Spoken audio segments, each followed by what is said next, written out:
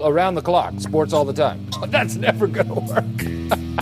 That's ridiculous. Just remember to have fun out there today. And if you lose, I'll kill you. This is Tall Can Audio.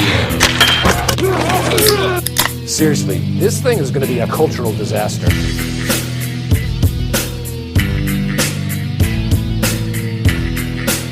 It is Monday, which means brand new week here on the Tall Can Audio podcast. Guess it means pretty much a brand new week for everybody. Matt Robinson along with you here today. Great looking show for you here today. Appreciate you tuning in. Make sure you're following along on social media at Tall Can Audio. We're going to talk some Blue Jays here with our buddy Andrew Stoeten from TheBatFlip.ca and the Blue Jays Happy Hour podcast. After that, maybe tag on one or two little notes on the hockey front. But if you were looking for a little more hockey talk, maybe you missed it over the weekend. I dropped a weekend episode, number 1525. It's up now at tallcanaudio.com or on whatever app you're hearing us right now. And just sort of gave some post-Battle of Ontario thoughts on the Sens, on the Leafs, on the Oilers, who you may have noticed did not take part in the Battle of Ontario, but had their own battles to conquer. Got through the LA Kings after going down 0-2. That was impressive as well. So those thoughts are there, up now, like I said, wherever you're hearing us right now. You can scroll back if you want to check that out. We'll be mostly baseball today. First, we're of course going to have a pint as I sit here and record this. This part, Sunday evening, our chat with Stoeten was a little earlier, kind of late afternoon, early evening, immediately after the Jays game, which you'll be able to tell when you hear it.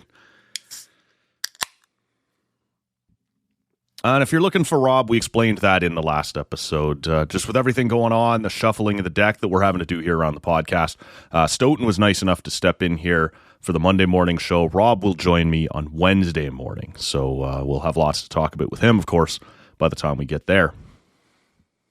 The pint here today, still from Ottawa. This is from the Tooth and Nail Brewing Company. We did have one of those. I think they're Bunker Dunkel. Maybe about 2 weeks ago now, as we were starting off on the journey of measuring my level of panic through the Battle of Ontario by beer ABVs. That's not what we're doing anymore, but this was one I had packed away and saved, thinking I may or may not need it. This is called Fortitude. It's an oatmeal stout, 5.3%. Pretty nice. I've had this before a couple of different times, mainly in the brewery. Not sure I've ever had it canned and in the house, but a nice stout. I don't find it overly, I don't know what the word is here, oatmeal-y. It's not strong on the oatmeal front, but it is strong on the stout flavor. I always do enjoy it, but if you're one of those people looking for a strong oatmeal flavor in your oatmeal stout, you don't get a ton of that here. And flavor isn't even the right term. Those of you who like an oatmeal stout know what I'm talking about. It's more of a texture or whatever. You don't get a ton of that to it. I am getting a little more black licorice than I would normally expect out of an oatmeal stout. And again, not strong, not a ton of it, but that I typically find doesn't really kick in a lot of stouts until more like 8 or 9%. So present here at 5.3%. And just kind of a nice way to wind down the weekend, this Fortitude stout. Look, as I'm sitting here right now, putting this part of the show together, it's the second intermission of Jets and Blues. Jets fans right now having to show some fortitude. Connor Hellebuck and his defense corps have shown almost none. We'll see what they can get done in the third period. I'm hoping for the sake of you Jets fans that your fortitude holds out and maybe they can pull this out of the fire for you. Required some fortitude to watch the Jays this weekend. A couple frustrating results. And Andrew Stoeten probably requires some fortitude to sit through an entire baseball conversation with me. Let's bring him in from the TheBatFlip.ca and the Blue Jays Happy Hour podcast. Our buddy Andrew Stoeten is here, man. Thanks for doing this on a Sunday afternoon, a rather unpleasantly finished Sunday afternoon. How was the weekend? The weekend, other than the Blue Jays, the weekend was fine. Won a little 50-50 at my friend's Kentucky Derby party, which was nice, which also meant that I was sort of watching Saturday's game from afar. Right. I did I turned on the feed with, I'm like, oh, Yumi Garcia's in trouble here. I better see what's happening. And then like the ball had just cleared the fence as my stream popped up. Oh boy! And so I closed it off very quickly and sort of spared myself of any of the misery of that. Yeah. But I got the misery here today on Sunday. Sure. So. I sort of felt like, and we can get into it sort of as we go, Saturday was about the most irritated, most frustrated I've been all year watching a game, and that's a bit of a bar to cross, right? There have been some tough watches already, but I'm down here visiting some family, some extended family was arriving. We're supposed to have a little shit, and I'm just trying to watch the end of the ninth, and Jimmy comes in, and it's not going great, and you can see he doesn't have his usual velocity, and it's only going down, and he's up to whatever it was, 30 or 40 pitches, and you still feel like you're just waiting for him to finish it off, and I'm irritated that it's actually taking this long to finish up, and then it turns out, we're not finishing it off, we're actually going to give this away, and I didn't bother watching the bottom of the ninth, but it had already been a fairly frustrating. Well, we're getting beat around the ball yard by a guy with a name that sounds like a 1980s Disney movies villain, this Schneeman or whatever. I don't know, man. It wasn't great. I'll give Jimmy's he's been so good. The bullpen, like those back end guys have been good. Like today, it was so tough because it's just like you're playing with fire watching Dylan Tate try to hold a 1-run lead. Like that's just like. There's no other options that they have. Basically, nope. The guys are gassed. The bullpen's been overused as it is. That's my beef was not with Jimmy. It was just one of those days having right? some trouble. Yeah. And I have it in my heart to forgive Jimmy for a rough one.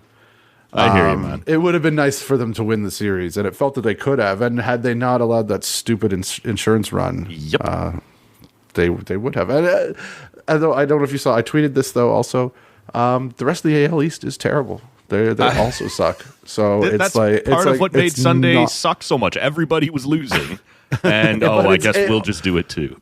But it's heartening to me to see, because I follow lots of Red Sox and Yankees people and Orioles people, and it's like they're all very frustrated with their teams as well. Okay, so that warms the cockles of my cold heart. Yeah. Perhaps the subcockle region. Before we dive a little deeper on the Blue Jays, I wanted to ask you something, and this is more of a zoom out, kind of one of those, you're 6 beers deep sitting across a pub table and arguing things that have no real answers in the realm of sports. And on Saturday night, it sounds like you had other things on the go, so probably we're not watching Game 7, Colorado-Dallas in the NHL first round. But I heard something happened there. I heard there was a hat trick of sorts, but that's fine. I maybe have a little for you here, but we'll see. That's okay. Don't worry. It's gonna get far more meta here, far more vague. Okay. But yeah, Colorado traded a guy away who came back and played them and scored 8 points in the last 2 games of the series and shoved it pretty hard up their asses. But the coach of the Dallas Stars, Pete DeBoer, not exactly a name like Scotty Bowman or one of these all-time legendary coaches. He's not in Florida anymore? Was he in Florida? Maybe at some point. I don't know. He's bounced around here a bit. He's been in San Jose. He's been in Vegas. He gets fired reasonably quickly most places he goes. But somehow, this is the guy who is now 9-0 in Game 7s in his career. And that is tied for most ever across MLB, NBA, and the NHL in terms of Game 7 victories, 9 victories. And he's 9-0. And I'm just sort of curious. I don't know if you're familiar, if you ever used to enjoy, the old Tim and Sid program, meaningless super stat or meaningless number.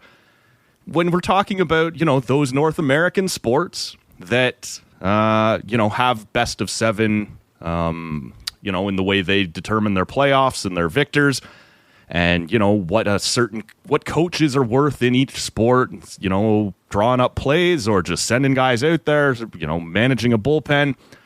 9-0 in Game 7s across, as a tied for a leader in all-time sports for a guy with just sort of a fairly menial name, not an all-time legend. Right. Anything to it, or is it just luck of the draw? That's where this guy's fallen over the years. For me, similar. I read there was a very good Twitter thread.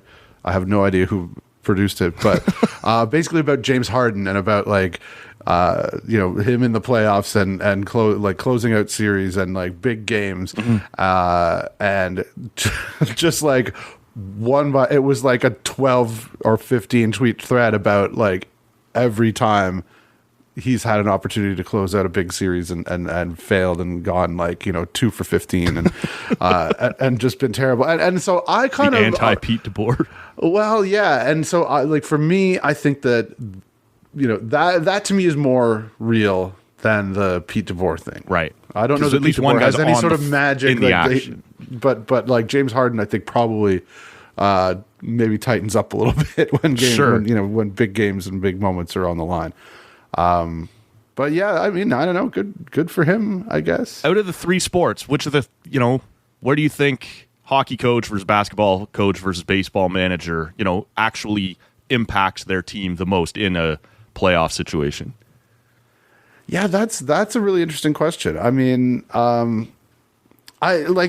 don't know enough about stuff really. Like I'm not up on my hockey these days. No, I understand. I know you get the last line change when you're at home, and there's important things that coaches have to do. I kind of think I'm not, I don't think it's super sophisticated what hockey coaches are doing, though I am, I'm here in Peterborough. Speaking of Scotty Bowman, we have a long legacy of, I could walk to Roger Nielsen Way in about 15 minutes from where I am. So,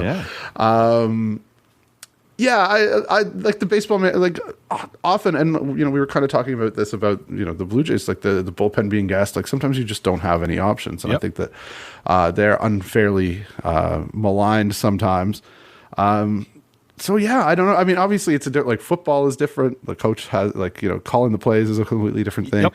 I think that like in soccer, the systems that the teams play, and there's a wonderful YouTuber. I don't know if people are soccer fans at all, but Adam Clary, who just moved from 442 to, I want to say, the Independent. But he has his own channel where he just like breaks down tactics, and there's a fascinating world of just how teams are instructed to play in that sport that I think is it demonstrates a different level of what the coach or what the sort of top down management has to do, because baseball is so individualistic. Hockey, obviously there are sort of systems, but it's very general, right? It's guys running around on knives with a piece of rubber on a big slab of ice. Like, I'm going to give you an instruction. If the puck goes the other way, everything's out the window. Yeah, you want to get those pucks in deep. That'd be great. I've heard the interviews. Yeah, I don't want to slag hockey. Obviously, there's some sophistication to it. There's some skill to it, to coaching, certainly, but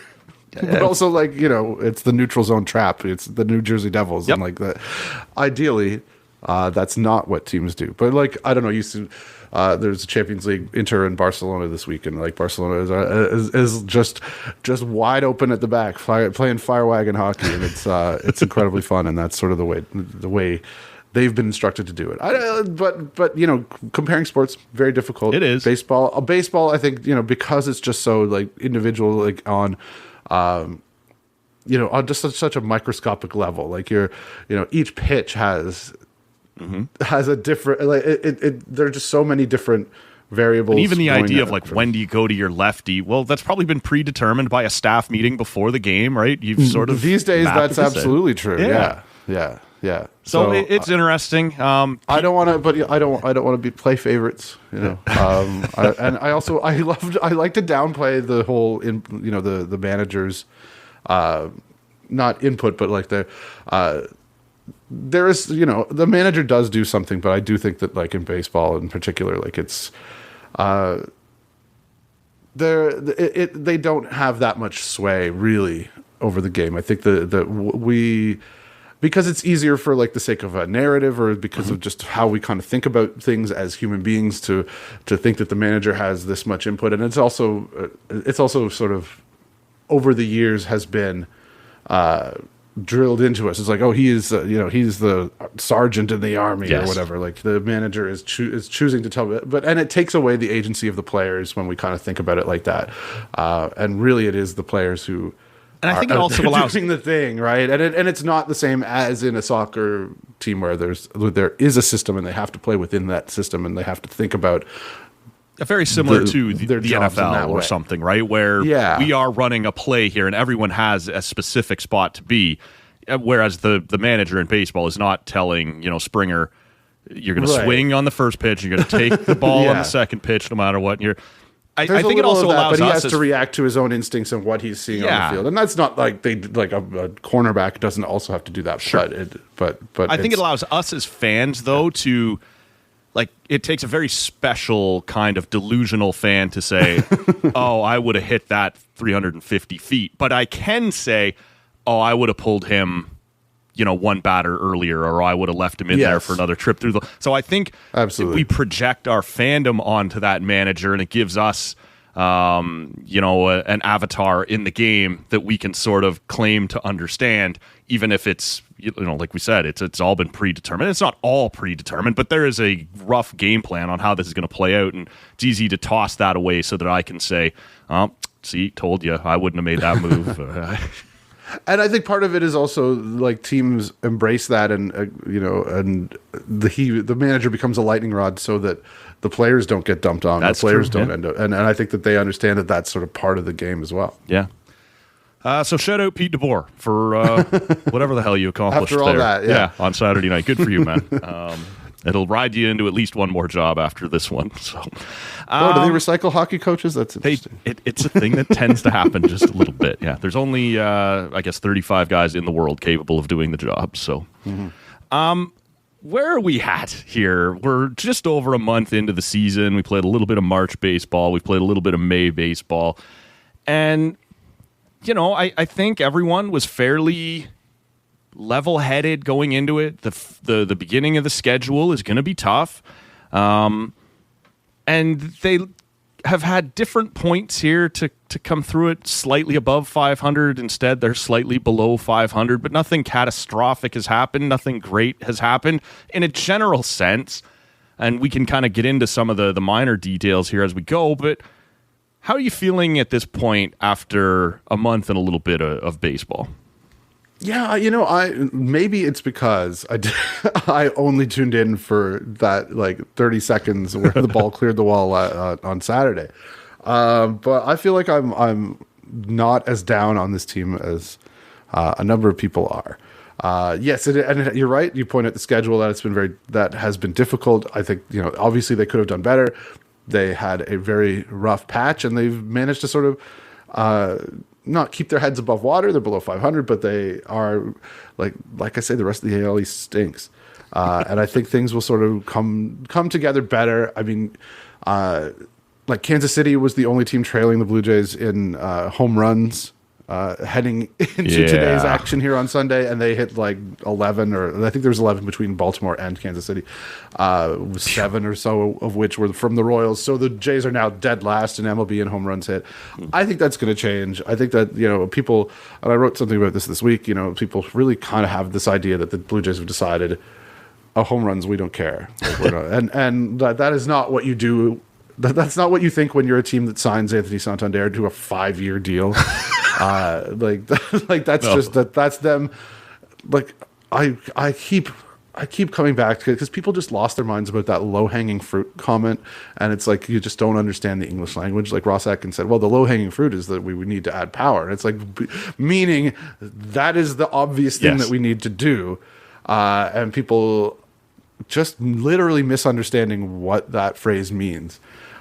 Somehow turned that into a negative, as though he doesn't understand, or he just is overlooking this. They've added the press release from when they hired David Popkins as the new hitting coach was about how his Twins team that he was the hitting coach for led the majors in homers in 2023 or whichever it was, and all the one after the other stats about hard hit rate, exit velocity, all these things that are indicators of this was a guy who his job was felt to be, let's make this team do damage. And the Jays don't necessarily have the personnel to do that. I don't think that they're going to be last in home runs in majors for, the rest of the season. I'm not going to say they're going to jump up beyond 15th or 18th or something, but they're not going to be dead last in home runs. They are going to hit the ball out of the ballpark. Bo Bichette, it's been one home run over his last, 300 plate appearances or whatever it is. I think it was closing in on 250. It won't be 300, but that's not going to stay the same. Vlad's still Vlad. George Springer looks great. Santander, notorious slow starter. Like those things are going to, those are going to come. The home runs are going to come. I think that, what we've seen is that the bullpen is really, really good, especially when you're not dealing with Dylan Tate or or some of the guys, the guys who come in when they're behind are probably going to lose them some games because they will lose the opportunities, as they did here on Sunday, to come back.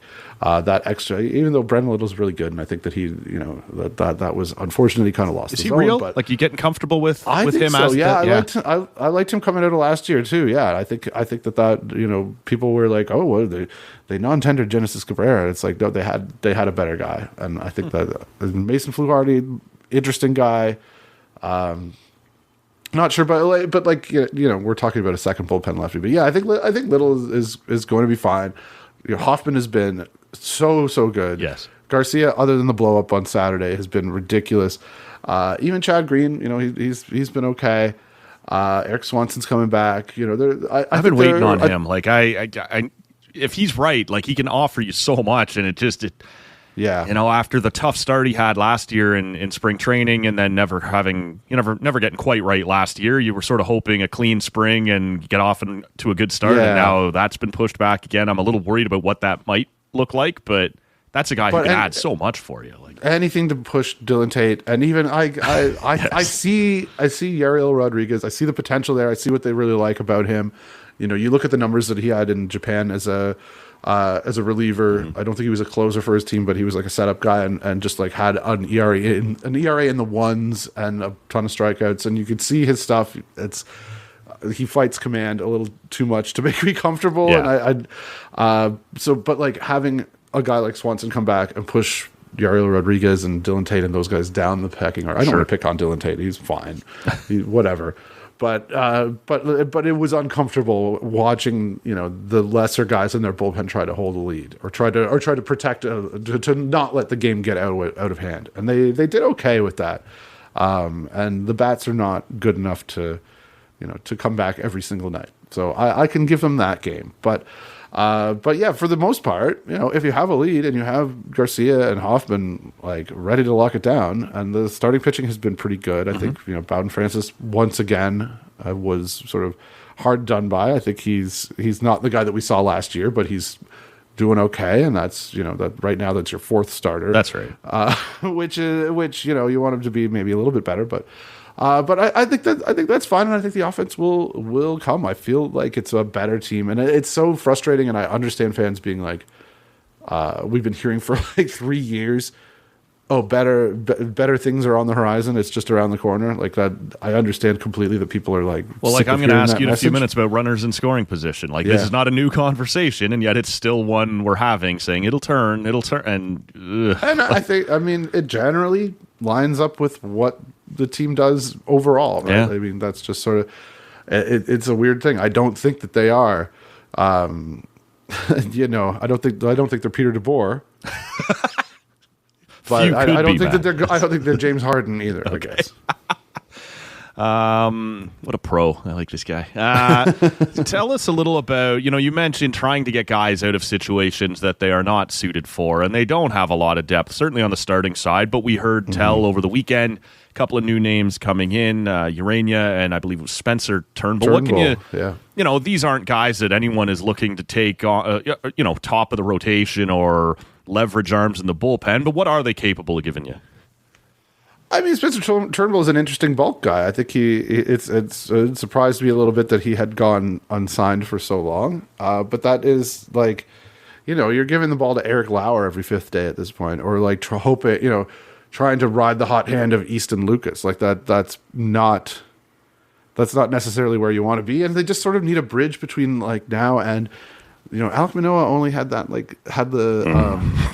if that's the where we're brace hanging our procedure. hat, He like Manoah is starting. It felt dire when he was down last year. Ricky Tiedemann went down. Landon Marutis is a guy who's also back on the mound now as well. I mean, these are prospects make more up than obvious Stoughton, like more than well. Hey, I didn't make the name. no, I guess. But no, like there are some guys who are going to be capable in the second half of the season. There's also Max Scherzer, which man, it would be nice to see him pitch more than 3 innings for this team. I've made this reference a time or two on the show, man. It's starting. I'm sure I'm not the first one to make the Don't observation. say Joey Votto. I was gonna say it. It's starting to have that. I was so looking forward to just having him around and being that. And I guess he's been around, but he's not been on the mound a whole lot. And I was just, as one of those guys who was just looking for fun things to watch this year, knowing it was going to be a battle all the way. This wasn't a division-winning team, but it wasn't going to be a terrible team. I just wanted some cool stories, some fun things to watch, and he was going to be one of them. And it's becoming a little bit of a bummer. It is. But okay, look, I've pulled up. It has become a bummer. I've pulled up Spencer Turnbull's stats last year. This is outside of this is not the same as he's been in his career. But last year with the Phillies, 17 games, 7 starts, 2.65 ERA. FIP was almost 4. FIP was 3.85. So that's not as good. Expected ERA was higher. He kind of pitched better than his strand rate was very high, but. That's a guy who can soak up some innings for you. Sure. He can do the thing that you kind of would have thought maybe Yariel Rodriguez would do. Mm-hmm. But Yariel is probably better off in this, 1 inning kind of situation that he's doing. And it hasn't really come together yet, but I think that there is, if you could just command the dang baseball better. Well, this is it. I think that gives you an extra weapon in the bullpen, in terms of leverage innings, and then it gives you a bulk guy who isn't, the Easton Lucases of the world or God bless Paxton him. Schultz or whatever. I think he's put up some pretty good numbers since he went back down. I'm not sure whether they'll be brave enough to give it another go. I think he has, yeah. Do you think, just on Yariel, they gave him a significant amount of term when they signed him so that they could iron out some wrinkles and not have this be like a one-and-done kind of thing? Based on what you've seen, is there anything left for them to work on with him where next year or whatever, you might still see him as a starter, or have you seen enough at this point to go like this is probably going to be a 1 inning bullpen kind of arm? Yeah, that's a great question. I'm probably not. I feel he would be better as the 1 inning guy. I think the Japan numbers sort of bear that out. I think the stuff just obviously when he's able to hump it up and really focus on max effort. In that 1 inning, I think he looks a lot better, but also he just needs to stop walking guys and needs to stop giving up home runs. And maybe there's not much there, but I think the stuff looks good. It's just it's and maybe part of the issue has been that they don't really know what his role is any better than I do. Sure, yeah, which would probably be ideal. It's been a bit of to be fair to him, a bit of a moving target. What they need him to do early this year, right? Yeah, absolutely. I don't know. I think he's a guy who could absolutely just something clicks and he becomes pretty decent and very useful player for them. And I hope so because, it's like 3 years after this one. Yeah. Not a ton of money, but still. Clearly, they knew it was a project, and they were going to give it time to play thinking it. okay, worst case scenario is he's a high leverage reliever, and he now isn't even looking like that. But this is, we're talking about 13 innings now, so far, or whatever it is. You're saying that's too soon to make any solid judgments? Perhaps a little bit. Talk to me about Bo, because look, as soon as the Vlad thing got done, your attention is like, all right, now. How do we get Bo signed up? And I think we've covered here before how difficult a contract that would be to do right now. Bo's got to reestablish his value, and so the Jays are going to lowball him. He's going to want more. All of that makes sense. Nothing can be done right now. So outside of the contract, what are you seeing out of him, the way he's swinging the bat right now? You mentioned he got his first home run in like a calendar year. Do we have to... readjust our expectations of him as still being like a really good contact guy who's going to put up a bunch of hits, but maybe I don't want to say the power is gone, but it's been a while since we've seen regular power. Like what is a reasonable expectation for that guy based on what we've seen thus far? That's I don't know. Yeah, okay. I honestly don't know. It's such a funky profile that he has, right? Like he is. There is bat to ball skill there. Very obviously, there is power there. Even though it hasn't shown up lately, it feels like he's always down. He's always behind the pitcher. But the plate coverage is so good. You'll hear Buck Martinez talk about it every single night when Buck's on the broadcast about, he get the 2-strike approach and going the other way. There are absolutely things that he can make work. It's so tough. Even I think this start to the season, even though it's not been, it's been 150 plate appearances or whatever, but I think this is a guy who hit 29 home runs a couple years ago, or what was it, 2022, I think, or 22, or I believe. You need to see that before you really feel like this is somebody you can give a kind of contract to that he is going to be looking for. It's so tough, and I don't need him to be a big power guy, but he's got to show me he can be a 20 home run guy again, right? And then the rest of that lead the league in hit type bat skills. I don't know, man. It's tough. It would be impossible to predict what this guy's going to get, whether it be in Toronto or on the open market right now. I have no idea what we're getting from this guy the rest of the year. Yeah, I really don't know. It's because he's sort of taken that weird roller coaster ride every year, right? There was the season, I think it was 23, maybe 22, where he had a 106 weighted runs created plus in early August. Yes. He was just a pedestrian hitter, and then went nuts for 6 weeks or whatever it was, and ended up having the exact same numbers as he always does. Yeah, and reinflated that it's number. Sometimes the way the calendar breaks down makes things look different than it would if we it forces us to interpret things through the lens of the calendar that maybe we would feel differently if we hadn't seen those bottom line numbers. If that season had ended then, it would have been oh, maybe this guy isn't as good as we think, right? But for me, what I'm looking at, when I look at his numbers, it's he is now up to 5 home runs and closing in on 500 plate appearances. That's really tough as a guy who is not necessarily we looked at the Andres Jimenez trade, and I think we probably talked about this the last time we spoke. How Jimenez, great second baseman, probably perfectly capable of covering shortstop as well, and that was sort of a look to the future, I think, on the Jays' part, thinking of beyond Bo being here. And I think the metrics have been kinder to Bo so far this year and last year, but not to the point where if he's not hitting 29 home runs or 25 home runs, it's going to work. And it's just it's been a really long time since he's been that guy who's consistently putting the ball over the wall. And part of that, of course, was last year he was hurt a lot. He missed a bunch of games. He was kind of playing hurt a little bit, but at some point, you look at 500 plate appearances or 480 or whatever it is at this point, and 5 home runs. It's maybe that's just not the guy he is anymore. Yeah. Which would be some a wild team will probably, fall off. and if that's how the industry views him, some team will probably end up looking pretty smart for signing him next year because he's very capable of having a great year. Sure.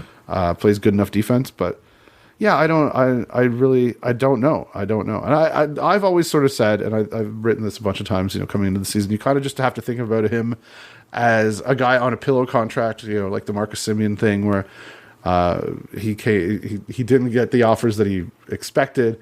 He's going to be a free agent. He's going to be a free agent, and you just sort of hope that what you can get out of him this year is him at his best, and him, trying to make himself a bunch of money. And if he does that, it's mutually beneficial. I think that's entirely possible still, but yeah, the lack of home runs and the lack of power is very curious there, I would say, and not.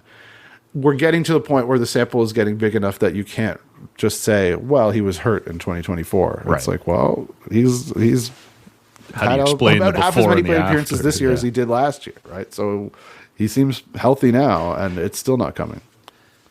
What do you make? And I don't want to break down. When I say the lineup, I don't need you to give me the preferred order you would use, because obviously that's going to change all the time. But we have now seen, Wagner, go down. We've seen Roden, who maybe next. Barger's been up and down. They had to make room to bring back Varsho, and then we saw on Sunday he was out of the lineup with lower back tight. Nobody seemed particularly concerned that was going to be a long-term thing. But just in terms of who's standing out for you early on that you think deserves, and maybe it was Wagner, but like somebody who deserves a little more runway who hasn't shown it yet, or somebody who stood out in a positive way, who are, I don't know that I've ever heard a Blue Jays community or broadcast team or whatever use the term slow starter more than I have this year as it pertains to Santander. Mm-hmm. So we accept that more is going to come, right? There are certain guys you sort of know what you're going to get, but who's jumped out at you either good or bad in sort of the rest of the non-main cast here?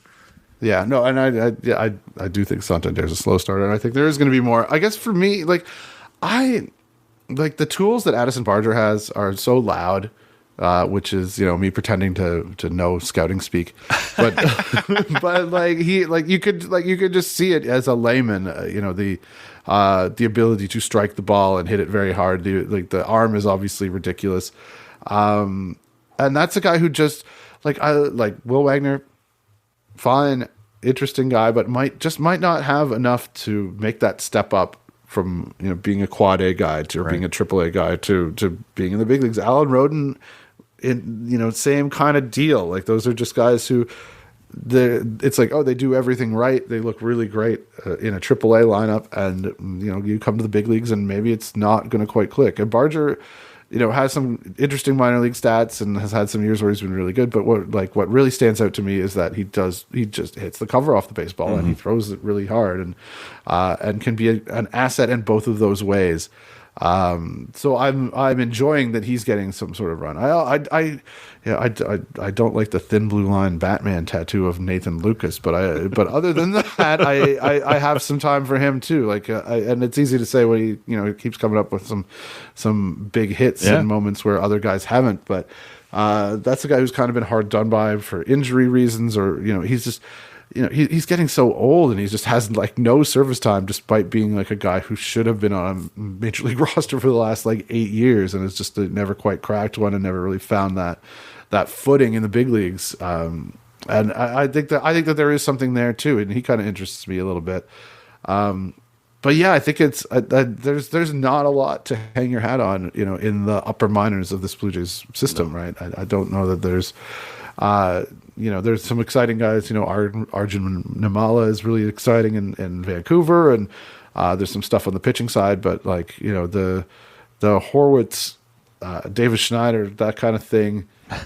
They felt like there was some really interesting names there, and then we've kind of seen them not make good on the promise that they kind of showed as AAA players. But and partly I think that's because they fit in that same sort of bucket as well as Will Wagner and as Alan Roden. They're just one of those guys might pop and might become somebody who can really excel against big league pitching. But it is such a huge step up that it's tough to really believe in those guys who don't have something like elite exit velocity or bat speed or something like a carrying tool like that. And that for me, Barger is really interesting, even though that he hasn't put together the numbers and hasn't, in many ways probably has been the worst of any of those sorts of guys. I think that just makes him to me more interesting. Because this is a team that, as everybody knows, can use somebody who can hit the ball over the fence. That'd be super. Wouldn't it be nice? It would be so nice. Speaking of that, what have we seen? You've probably kept a closer eye than most of us on Buffalo, out of the return of Orelvis Martinez, and, missed most of or a significant chunk of last year with some questionable decision-making, we'll call it. Yeah. Back in the lineup now. He was a guy that was, thought of, and maybe still is, as a guy who potentially, when ready, could deliver some power. Is there any signs of life out of that? Or is that, maybe still too far into the future? He's had to reset his clock here a little bit. Yeah, that was such a frustrating thing, right? That he missed all that. The runway was wide open for him last year. And to get that suspension when it was literally okay, you can sink or swim in the big leagues, or you'll learn a lot in the big leagues or not. Like just get a month or two in here of seeing major league pitching, if nothing else, right? Like, yeah, that would have been so huge for a guy like that who, the Jays have really liked him for a very long time. We saw him.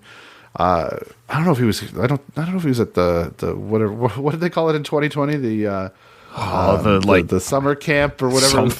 I keep wanting to say off campus, but that's not it. Yeah.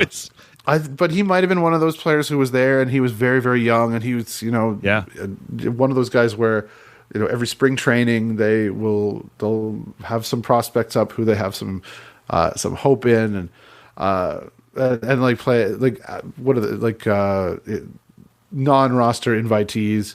Yes. In spring, and he's had a couple of very impressive spring trainings with the big league club. I remember like 3 years ago or 2 years ago at least, they were like people were like, "Why aren't you calling him up?" And then he went out and sort of fell on his face in his first taste of Double-A. Right. But a guy who has like real legit power, and if you look at his numbers in Buffalo so far, I haven't been paying attention the last couple of days. I will be honest about that, but sure. But I think he was the player of the week for the Bisons very recently, and so the sort of the baseball card numbers don't look great at the moment, but I think he's coming around a little bit. I don't know if that means he's going to get a shot, but I think there is absolutely some hope there with Orelvis, and right. I think that it's funny that they're such a. They have so many like left-handed hitters now, which has been such a problem for them for so long. Now it's like they don't have great ones, but we were talking at the end of spring of like who's got to stay around because they're right-handed, and for so long, like you said, that's where it's gone to. Yeah. So still lots of time for him. Real huge missed opportunity though. Yeah. What happened last summer with him and not being able to just let him go for those 80 games that he was suspended for, which like that was basically the end of, that was just there on a platter for him. Well, like you said, with the way the season went, there was going to be an opportunity to come in, and even if you don't succeed last year, you can at least get that initial look at it, right? That experience. And it was just everything about it was just wasted time. For real. Really rough. Especially because just as a guy who, you worry about the strikeouts, you really worry about pitch recognition, you worry about, you're not concerned that when he gets into one, it's going to leave the yard, but it's all those other things. And so to have missed out on the opportunity to, go see major league pitching for 2 months was quite tough. Well, last thing for you then, Stoeten, today, let's take a look around the neighborhood. You referenced here earlier on that it wasn't a banner day in the AL East. Just about everybody, at least at time that we sat down, was losing or had lost, except for Tampa, I believe, was up on the Yankees. Someone was going to have to win there. One of them had to win. Yeah, so, I know Baltimore has certainly not gotten off to the start that they would have hoped. The Yankees still first in the division, but everybody's sort of still, and maybe it shouldn't be surprising that a couple days into May, within striking distance, all kind of in this mushy middle. But is there anyone that, has jumped out to you in the division as being like, okay, that's significantly worse than I would have thought, or that's much better, or, anything that sort of jumped out in terms of how this might play out over the course of the season? I guess Boston did announce that Cass is having surgery today and is going to be done for the year, which not ideal for them, but not ideal for them. I don't hate it per se, but no, I think like Baltimore. I wish him obviously well. I wish the team unwell. Exactly. But no, like Baltimore should have addressed their starting pitching more than they did, and it's fun to see them that biting them a little bit. But I don't think that they're going to be as poor offensively as they have been so far. I mean, I am not a Yankee believer, but that Judge guy's pretty good. He seems to be.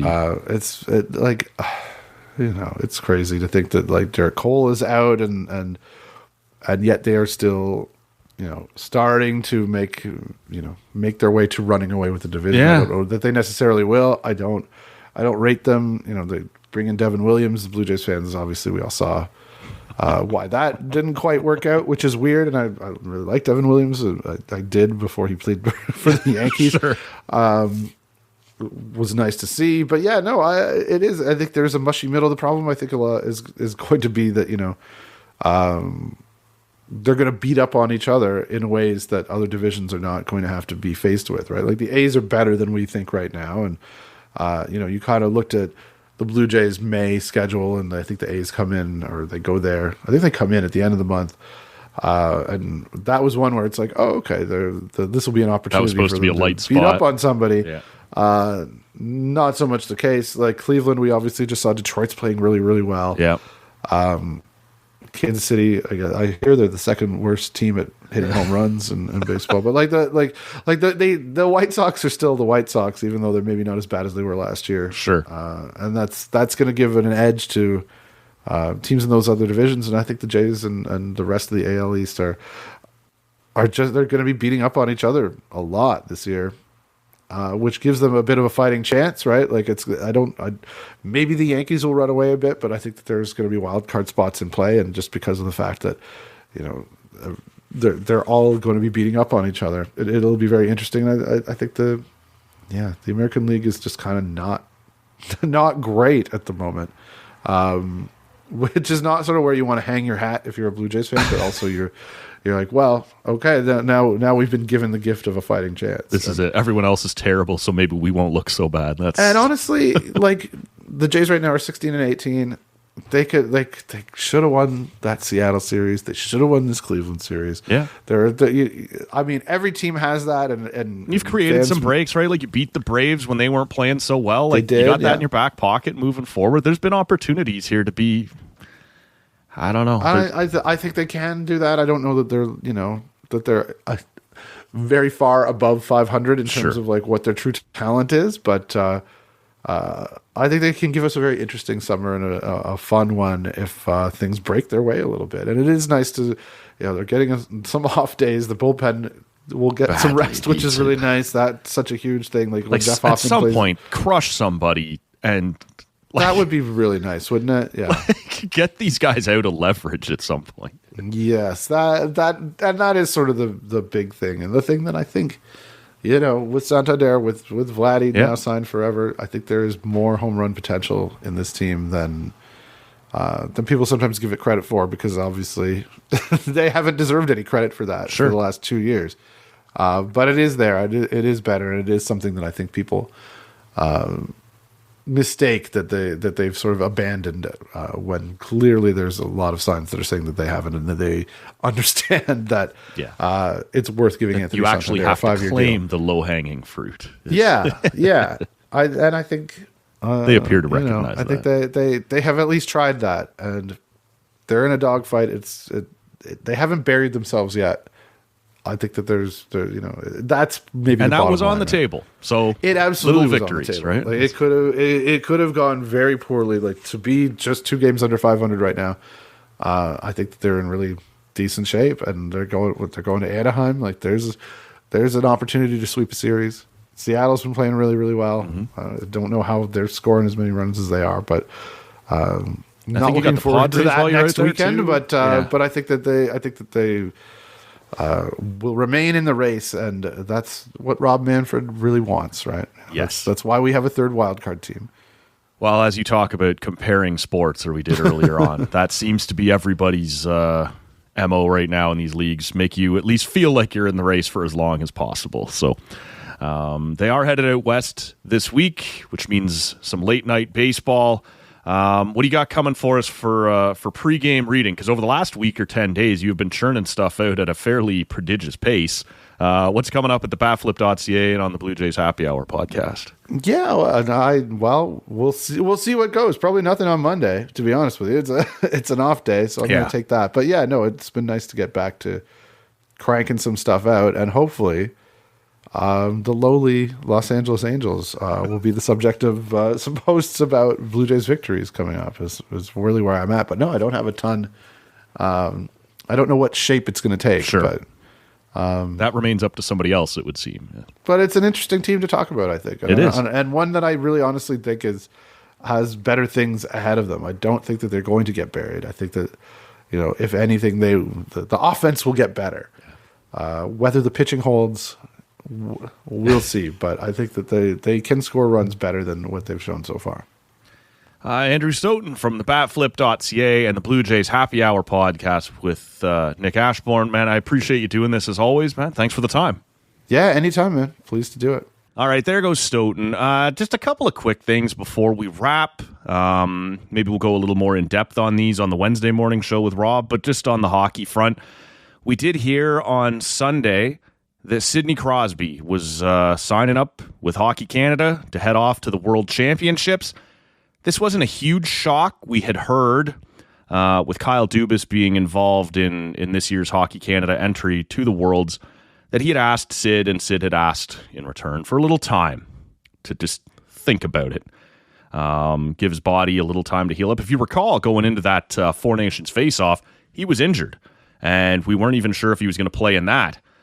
He does go all the way through and plays in it, plays pretty well in it, and then plays out a pretty unimpressive, disappointing string for the Penguins. Not necessarily for him, but a fairly irrelevant string for the Pittsburgh Penguins.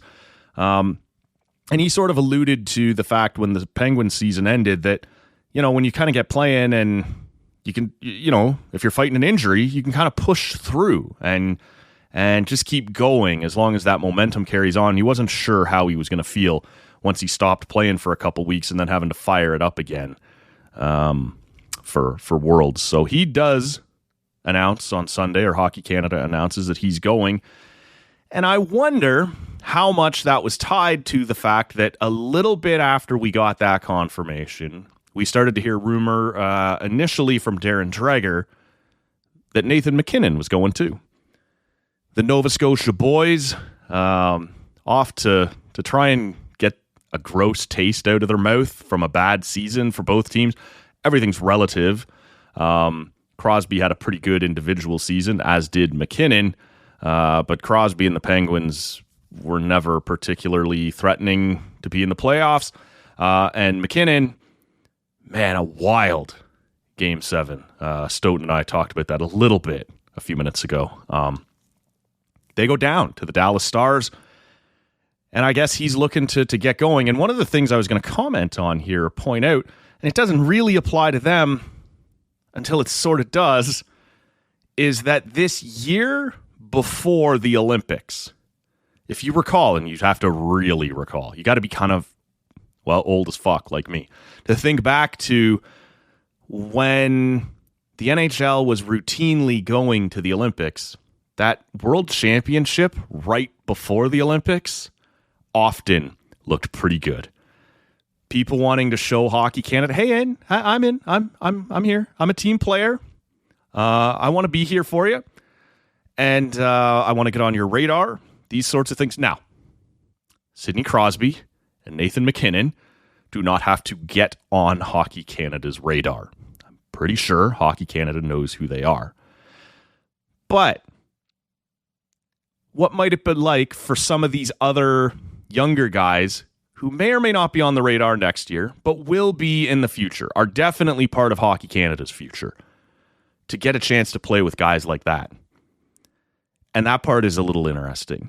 And so I'm trying not to draw too many lines between these two things, but Sidney Crosby said 3 weeks ago, let me think about it, and then announced on Sunday, the day after Colorado was eliminated, yeah, I'll go.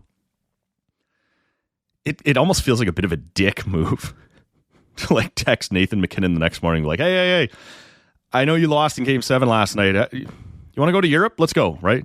You're in, right? You want to do this? I doubt that's exactly the way it played out, but it does feel that way, right? That Crosby didn't commit, and then all of a sudden, MacKinnon's available. Maybe MacKinnon and him decide we'll go together, and it's off to the races. It's possible.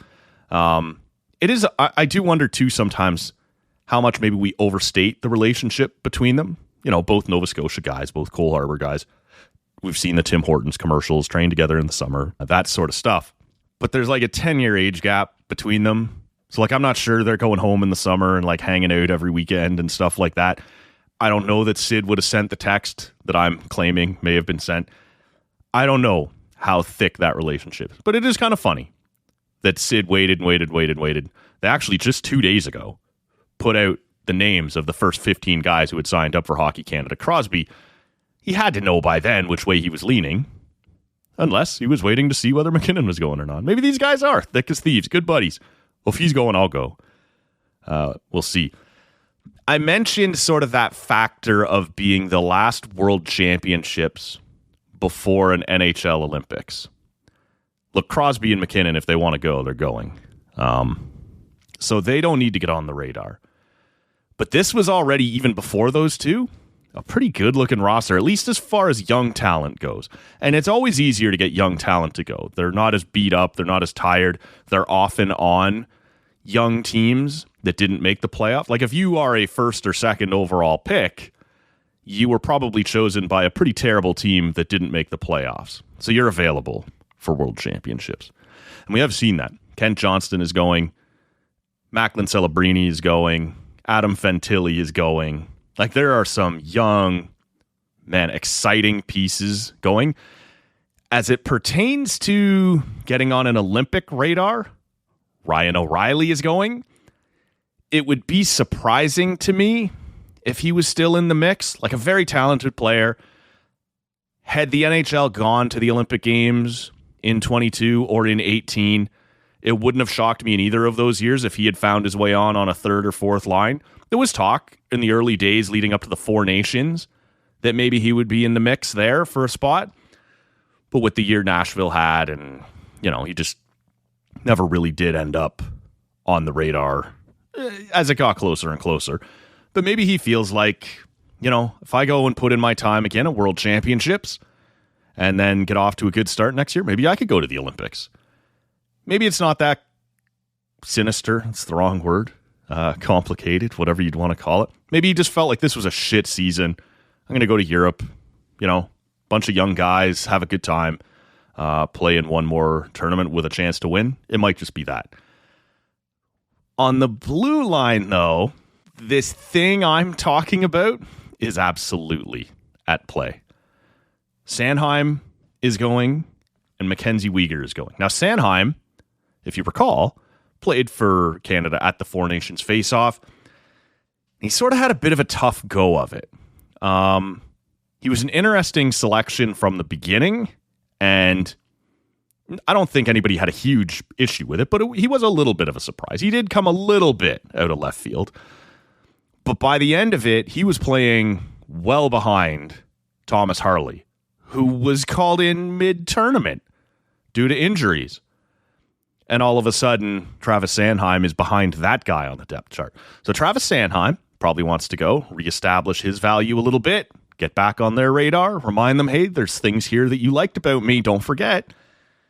And the other one I mentioned there being Mackenzie Weegar, who was already in the mix, coming right down to the final selections. Everyone thought he was sort of in that final 8, 9, 10 guys when they were going to pick 7D. He was right there. And I think a lot of people also thought when Canada did run into illness and injury issues at the tournament that Mackenzie Weegar might be a guy who was brought in because he's a lefty who plays the right side. And so you could, in theory, play him on either side if you needed to, depending on who got healthy, who did come back and whatever else. It didn't end up playing out that way. One of the things that was talked about is some of the veterans that you didn't select probably promised their families trips to here or there, and now you're calling them in mid-tournament. Maybe you'll play, maybe you won't. Whereas Thomas Harley's 23, he's probably freed up. He can, I'll show up, and turned out to be a pretty good move for him. It is interesting to see Mackenzie Weegar and Sanheim making the trip to the World Championships. I think this definitely fits into the case of I want to be a say yes guy to Hockey Canada right now. I want them to think highly of me next winter when they are choosing the Olympic team. As for some of those young forwards, the Kent Johnsons, the Macklin Celebrinis, the Adam Fantillis, man, what an opportunity. As I'm sitting here right now, I haven't seen Nate McKinnon confirmed, but enough of the insiders are talking about it that it's obviously happened. Those guys just went from being Canada's 1 and 2 centers, along with Ryan O'Reilly, I guess, in that mix, to being maybe Canada's 3 and 4 centers, or getting to play on the wing with a Crosby McKinnon 1-2, or maybe if those guys are there to have a good time and blow off a little steam after a disappointing season, maybe Crosby and McKinnon play on the same line and one of those young kids gets to run and gun with those guys. That would be probably the opportunity of a lifetime. Even if you go on to have your own, Hall of Fame career, you can think back to being 19 years old and riding shotgun with McKinnon and Crosby. Not many kids are going to get to say that. So pretty cool to see. Just also wanted to mention quickly, and this is probably something we'll get to again with Rob on Wednesday. Montreal in the PWHL finished first overall over the course of this weekend. That comes at the expense, I guess, of Toronto losing to Ottawa in overtime. And that allows Montreal to choose their opponent. So they pick Ottawa. Keeps the travel nice and easy. Look, Montreal was probably the best team, pillar to post, over the course of this PWHL season. And look, Ottawa finds a way to get in to clutch goal in overtime, scored by Katarina Murizova. But it wasn't convincing, right? This Ottawa team, I'm happy they're in. The fans who go to these games, their last home game, they set another attendance record at TD Place. These people deserve this. These players deserve this. I am not convinced this coaching staff is the way forward. Look, it felt like it was going to come down to Minnesota or Ottawa getting in on Saturday afternoon. Minnesota came out and scored 2 goals in their game in the first 4 minutes. Ottawa came out and got 4 shots in the entire first period. One of those teams showed up with the appropriate level of desperation and preparation, and one did not. Now, you battle back, you show some fight, you win it in overtime, and you manage to get in, and somehow it's Boston that finds itself being on the outside. That's a rough go for them. There's something about this Ottawa team and the approach that they have, the style they play, that isn't resting easy with me. This isn't the time for that conversation. I'm happy the Charge are in the playoffs. I'll be rooting for them. I think it's growing on me, the wrinkle where the first place team gets to pick their opponent. I never hated it. It was a question of whether it was going to come off a little gimmicky or not. I don't think it has. And you can put a little, there's bulletin board material there. You can put a burr in somebody's ass that way. Really? You think we're the easier choice? Fuck you. And we'll see if that plays out. But that's the way this played out on Sunday night. Montreal had the choice at about 6 p.m. on Sunday night. They said they're going to take Ottawa. And so that'll get started. If I remember correctly, I think the Toronto series will start Wednesday and the Montreal-Ottawa series will start Thursday. I could have that backwards. We'll get to that on Wednesday morning when Rob is back on the show. Thank you again to Andrew Stoeten for joining us. Check out his work at TheBatFlip.ca or his podcast with Nick Ashbourne at Blue Jays Happy Hour. It's always fun, insightful, lots of good takes on what we're actually seeing and how to keep things in the proper context as we move through a very long 162-game season. So thanks once more to him. Thank you to you for checking out this edition of the show. Hope you enjoyed it. Always appreciate you checking us out here on a Monday morning. Give us a follow on social media at Tall Can Audio. Subscribe to the pod wherever you're hearing us right now. We'll see you next time. I've got nothing here. You're giving me baseball and hockey, and I got my keister blowing in the wind. That made to look like a fool here. That's just dumb. I don't want anything to do with this place. This place is run by a bunch of children.